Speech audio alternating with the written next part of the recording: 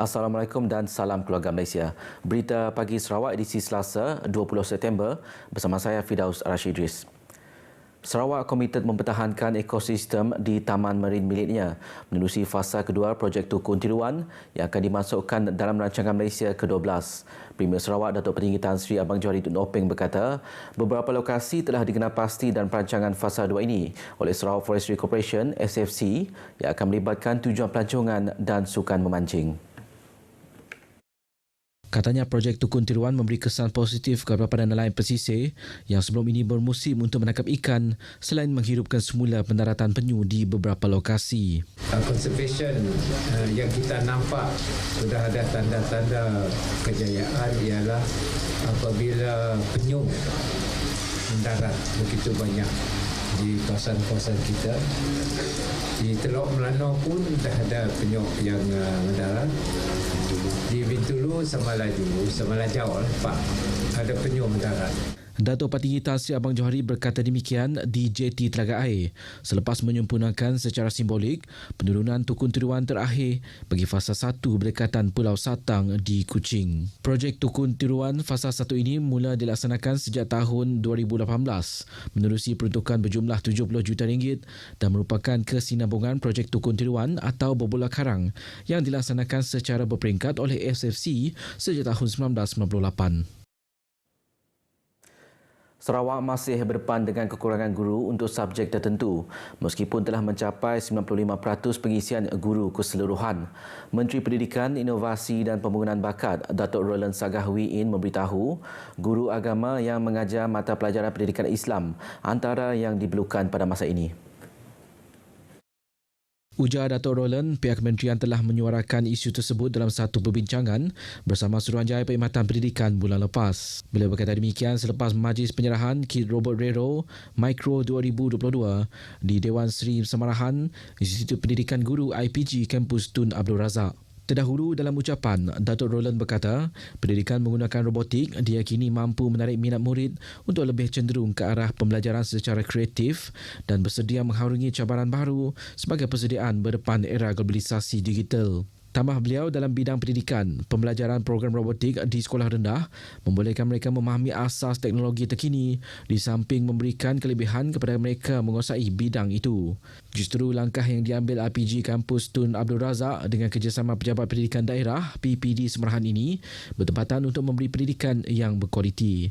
Usaha itu sekaligus berupaya melahirkan modal insan yang berdaya saing dan kompeten agar generasi Alpha dan Beta mampu bermandiri di era mereka nanti. Sebanyak 41 buah sekolah rendah di daerah Semerahan menerima kit tersebut. Dalam pada itu, ibu bapa digesa untuk terus memberi galakan kepada anak-anak untuk menyemai minat dalam bidang sains, teknologi, kejuruteraan dan matematik STEM. Menteri Pendidikan, Inovasi dan Pembangunan Bakat Datuk Roland Sagahwi berkata, usaha tersebut penting dalam membantu kerajaan mengembangkan pendidikan STEM di negeri ini. Datuk Roland menjelaskan penguasaan yang baik dalam bidang tersebut akan membolehkan pelajar bersaing dalam pasaran kerja selain berkemahiran tinggi. Beliau berkata demikian pada program outreach Kementerian Pendidikan, Inovasi dan Pembangunan Bakat bersama komuniti Kampung Penan Muslim di Bintulu. Pelbagai aktiviti diadakan sempena program tersebut, termasuk pameran dari Pusat dan Institut Pendidikan Teknikal, Teknik Asas Pemasaran Digital dan Asas Penawaian Elektrik serta Gotong Royong. Pusat Perkhidmatan Warga Emas PPWE Limbang dan PPWE Terusan terus bergiat aktif menganjurkan pelbagai aktiviti untuk golongan itu. Residen bahagian Limbang Sebi Awang berkata, ia sebagai usaha PPWE untuk meningkatkan penglibatan warga emas bersama komuniti setempat. Menurut Sebi, antara program yang dijalankan ialah program outreach warga emas serta pemberian sumbangan. Tambahnya, PPWE turut bekerjasama dengan pejabat kesihatan bagi mempromosikan penjagaan kesihatan dalam kalangan warga emas selaras dengan objektif dasar warga emas negara. Ia berperanan melihat golongan itu lebih sihat, aktif serta produktif dalam usia sedemikian. Setakat Ogos tahun ini, seramai 253 ahli berdaftar dengan PPWE Limbang, manakala PPWE Terusan merekodkan seramai 622 orang ahli. Beliau menyatakan demikian dalam ucapan perasmian pada program Senior Got Talent Anjuran Pejabat Kebajikan Masyarakat Bahagian Limbang di Dewan Kemas. Senior Got Talent merupakan acara yang dianjurkan jabatan itu untuk memberi peluang kepada warga emas menyelahkan bakat dalam bidang nyanyian. Ia juga bersempena sambutan Hari Warga Emas Peringkat Bahagian Limbang yang akan diadakan di Dewan Sekolah Jenis Kebangsaan Cina Chonghua pada 1 Oktober depan. Pasukan bomba dan penyelamat lawas kini telah bersiap siaga dalam mendepani situasi angin monsun timur laut yang dijangka akan berlaku. Menurut Ketua Balai Bomba dan Penyelamat Lawas Azman Ibrahim, pada masa ini pasukan itu giat aktif menjalankan latihan bagi menghadapi keadaan tersebut. Semua aset penyelamat di air untuk kita menjalankan kerja-kerja ataupun latihan pembiasaan menghadapi sekiranya berlaku situasi banjir. Selain itu, kita juga ingin mengenal pasti kelemahan, kekurangan dan risiko yang perlu ataupun yang akan kita hadapilah supaya kita boleh melakukan penambahbaikan jika situasi real berlaku. Ujarnya lagi, pada masa ini kelengkapan aset dan kekuatan anggota bagi Balai Bomba dan Penyelamat Lawas adalah dalam keadaan yang mencukupi serta dapat digunakan dengan selamat. Beliau berkata demikian kepada pemberita semasa sesi latihan kesiapsiagaan menghadapi monsun timur laut di tebingan Sungai Lawas. Dalam pada itu, beliau juga turut menzahirkan penghargaan kepada kerajaan negeri yang telah memberi sumbangan 3 buah bot bagi kegunaan Balai Bomba dan Penyelamat Lawas. Raikan keterangkuman. Raikan Kesejahteraan. Raikan Perpaduan. Raikan keluarga Malaysia. Kita teguh bersama. Kita teguh bersama. Kita teguh bersama.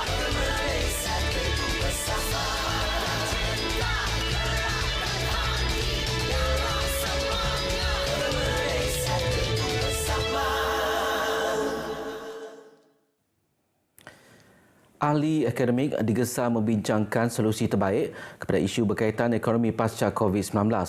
Menurut Naib Chancellor Universiti Malaysia Sarawak UNIMAS, Profesor Datuk Dr. Muhammad Kadim Soaidi, ekonomi dalam tempoh pasca COVID-19 kini menghadapi cabaran yang perlu dirungkai bersama. Profesor Datuk Dr. Muhammad Kadim berkata demikian pada Persidangan Perniagaan Antarabangsa Borneo IBBC ke-10 di Kuching. Beliau menjelaskan UNIMAS mengalu-alukan penganjuran IBBC tahun ini selari dengan misi kerajaan negeri yang menekankan digitalisasi di bawah strategi pembangunan pasca COVID-19 2030. Tambahnya lagi, ia juga bersesuaian dengan tema persidangan iaitu kepelbagaian ekonomi dan kelestarian perniagaan, peluang dan cabaran, bertepatan bagi menyokong usaha kerajaan untuk memastikan pertumbuhan ekonomi negara datang daripada pelbagai sumber. IBBC yang dilancarkan oleh Pengerusi Lembaga Pengarah UNIMAS Tan Sri Datuk Sri Panglima Sulong Mat Jerai menampilkan 63 kertas kerja daripada pelbagai industri, penyelidik tempatan serta antarabangsa dari Indonesia, Kemboja dan Itali. Persidangan yang berlangsung selama 3 hari itu mendapat kerjasama daripada Universiti Malaysia Sabah, Universitas Tanjung Pura, American University of Phnom Penh. Sarawak mencatatkan 3 kematian akibat COVID-19 bagi minggu ke-37 epidemik. Jawatankuasa Pengurusan Bencana Negeri JPBN menerusi satu kenyataan media memaklumkan bahawa kes kematian itu melibatkan 2 di bahagian Miri dan 1 di bahagian Limbang. Sementara itu, sebanyak 683 kes baru positif direkodkan, menjadikan kes kumulatifnya meningkat kepada 314,504 kes. Jumlah itu menyaksikan peningkatan sebanyak 13 kes berbanding minggu sebelumnya yang mencatat sebanyak 670 kes baru. Daripada jumlah itu, sebanyak 656 kes adalah dalam kategori 1 dan 2, manakala 27 kes kategori 3, 4 dan 5. Pada minggu epidemik ke-37 menunjukkan Kuching merekodkan kes tertinggi iaitu sebanyak 222 kes, diikuti Sibu 114, Miri 98, Bintulu 57, Semarahan 28, Sarike 26, Dalat 23, Serian 19 dan Bau 13. Manakala 22 daerah lagi mencatatkan kes positif 1 angka. Pustaka Negeri Sarawak telah memenangi anugerah The UNESCO Confucius Prize for Literacy 2022 bersempena sambutan Hari Literasi Antarabangsa yang disambut setiap 8 September.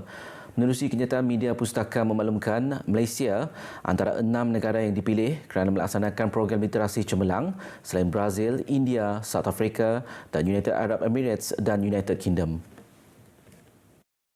Anugerah tersebut disampaikan pada persidangan antarabangsa di Abidjan pada 8 dan 9 September lepas yang dihadiri oleh pengerusi pustaka Tan Sri Dato' Amar Dr. Hamid Bugo, Pemangku Ketua Pegawai Eksekutif Pustaka Japri Bujang Masli dan Ketua Bahagian Perkhidmatan Informasi Pustaka Edison Ricket. Program literasi pustaka yang dikenali sebagai People Accessible Network for Digital Empowerment and Inclusivity PANDE tersebut dibiayai oleh Kerajaan Republik China.